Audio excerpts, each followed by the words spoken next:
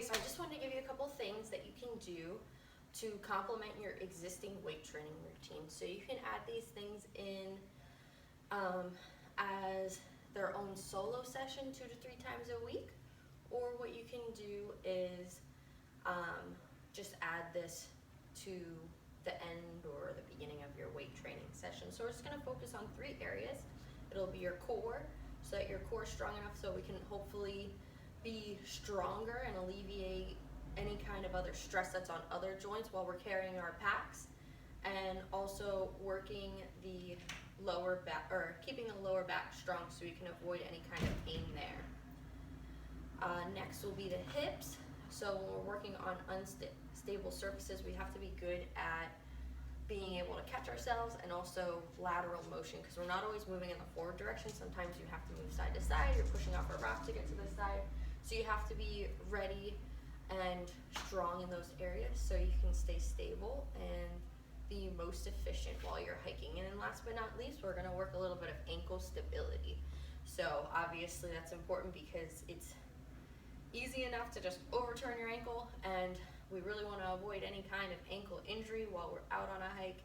And the stronger we can make that ankle, the less it's going to overturn, and then also the less likely you'll be to injure that ankle when it would roll. You kind of would just be able to roll it and it'll pop back up and you'd be fine like nothing happened. So let's go ahead and get started. We'll start with the core section. So we're working core stabilization here. So it's not the traditional core exercises that you may have done in the past that give you like the 6-pack abs. It's more of the structural deep core muscles that really help with posture and balance. So you'll start with your knees bent, palms flat on the floor, and all you're going to do is press your lower back into the ground. I'm thinking about the muscles above my belly button, to the sides of my belly button, and below my belly button. And they're all squeezed in towards the center, and I'm pressing my back into the ground. I'm going to maintain my breathing, but I'm keeping that spine pressed and really focused in on those muscles. So you should start to feel a little bit shaky. If you don't, just really push down a little bit harder. And the next one will be knee to chest. So the same thing, we press the lower back into the ground, we bring our knees up, we open the angle at the hip, keeping the knees bent, press it back in, keep it pressed as you lower down. Bring it back up, lower down. If that feels a little bit too challenging at first, what you can do is you start at the top, lower the one leg, back to the center, and the other leg. Back to the center, keep that back pressed in. Good.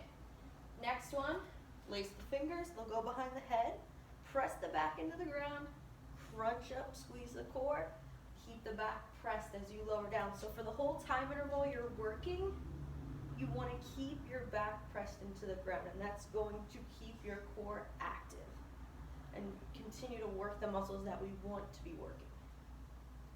After you finish up the center, we're going to go side to side. So it would be left armpit to right knee, right armpit to left knee. So crunch up to the side, press that back in, keep it pressed as you lower down, side to side. Good, and last but not least, we're gonna wiggle into a plank. So, we're gonna get into it from the floor up. So you'll lay down on the floor, set up like you would for a regular elbow plank, curl those toes under, and of course we're going to become active right away, because that's what I'm gonna use to lift my hips up off the floor. So I'm going to squeeze my core to lift the hips, and immediately I can feel those muscles working. You might feel a little bit shaky right away. That's okay, keep the back flat, squeeze your butt together, and you can also squeeze your heels together if you'd like, and squeeze the knees together. Good, you got that for 20 to 30 seconds. The goal is gonna be 3 rounds of 20 to 30 seconds of each of those exercises. Start where you feel comfortable. All right, then we're gonna move it on to the hip stuff. So I hope you have your bands. You'll need these. So I'd recommend starting either yellow or red. I'm going to use yellow today. So you'll put these on around the feet, and then they're going to go above the knee. So I'll bring it up, and it's up above my knee joint right here. Wrapped around make sure you smooth it out a little bit. All right. So we're gonna start with the clamshell first. So my feet are together, they stay together. My knees are together, knees are bent. And you can either lay flat down on your side, arm here. You wanna be propped up a little bit. We're focused on the muscles. So specifically the glute medius. So that is like the medium-sized muscle that is in your butt cheek, and that one helps us with lateral motion and also keeping that hip joint stable. So what you'll do is feet are together, and you're gonna lift your top knee away from the bottom knee. I'm squeezing in my butt cheek and lowering down. Squeeze to lift away, lower down. Squeeze to lift away, and lower down. We'll do 15 on the right, and then we'll flip it over for 15 on the left. Then next we'll stand it up for monster walks. So we're gonna walk forward at a 45-degree angle. So first you have to make sure your hips are nice and low. So my hips are pushed back behind me, my knees aren't forward. I'm pushed back, my core is nice and tight, and I'm gonna take a big step up to the right, push my knees wide, make sure they stay wide. I'm gonna bring my feet together, step up to the left, feet together, right, feet together. And then after I go 5 steps forward on each leg, I'm gonna go 5 steps backwards on each leg. So then I'm gonna push back, keep my knees wide, together, back, together. So the reason I keep saying push your knees out wide, because as soon as those knees fall in, kind of makes it pointless to have the band on, but then our glutes aren't engaged and the pressure is elsewhere. We really wanna focus. There are big muscles back there that can take a lot of the stress off of our knees. So we want to use them when we can. Next, we're a lateral band walk. So this one will be same starting position. So you're down nice and low. Knees are pushed wide. You're going to take a big step, little step, big step, little step. You want to make sure you don't pop up each step, so you don't want to be like this. You want to stay same level, like the ceiling drop down, big step, little step, big step, little step. I'm using that trail leg to push the ground away, push the ground away. We'll go, depending on how much room you have, if you want to do your 15 steps to the right and 15 steps to the left right away, you can, or you can split it up 5 and 5 and just do 3 rounds within. So those are our 3 hip ones. So the goal would be to do 15 of each and then 3 rounds. So you do 15 clamshells on each side. You can do all 3 right away if you want, or you can split it up and do this one as a circuit as well. Then we're gonna finish up with the ankle stability. So the best way to work your ankle stability is by doing things on a single leg. So if you have step-ups in your routine, you can do your step-up where you would step up on the box, hold 1, 2, drive the opposite knee, and bring it back down. Step up, hold 1, 2, and back down. If you have RDLs, you can go with a single leg RDL, or you can even just do this as like a warm-up exercise, but it's also going to target that hamstring and glute. Slight bend in the knee, back stays flat. Go as far as you can, keeping your back flat, and come back up. So I'm pressing the right foot into the ground and squeezing in here to bring myself back up. You're gonna feel your ankle a little bit wobbly. And the best way to do some of these is without your shoes on, because then you're forced to use your foot, and those muscles that are supporting your ankle are gonna become a lot more active because you don't have the support of a shoe. Also lunges.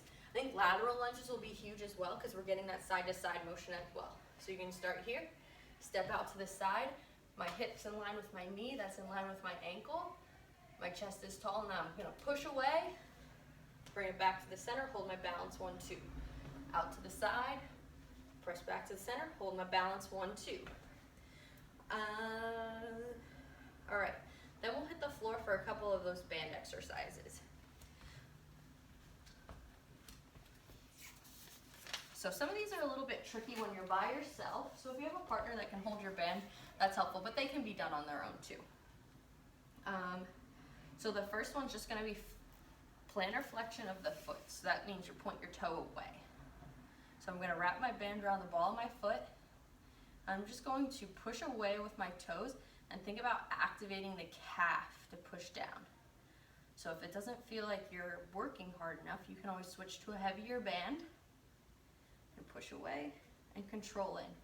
Then the next one is inversion, so that's the foot turning inward. So I'll hold my band out to this side. I'm gonna pull in, control out. Pull in, control out. These aren't huge motions, but they're effective. Then we'll go eversion. So I'll hold the band on the other side. I'm gonna turn my foot outward, back in. Turn outward, back in. All right. And then one really great one that I forgot to mention, but it's also ankle stability, would be if you have a set of steps available to you, to do single leg calf raises on there. So you could do like a set with 2 legs, then 1 leg, your right leg, then your left leg. And you want to go through the full range of motion, so you go on your tippy toes as far as you can, and then you'll drop below that step level. So that's a nice big range of motion that's going to help the calf, which is one that does help to stabilize the ankle.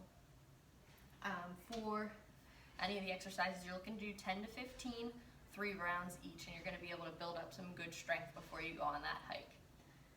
If you have any other questions, just feel free to reach out and let me know. I hope this is helpful to you and makes you feel a little bit more confident and stronger on the trail.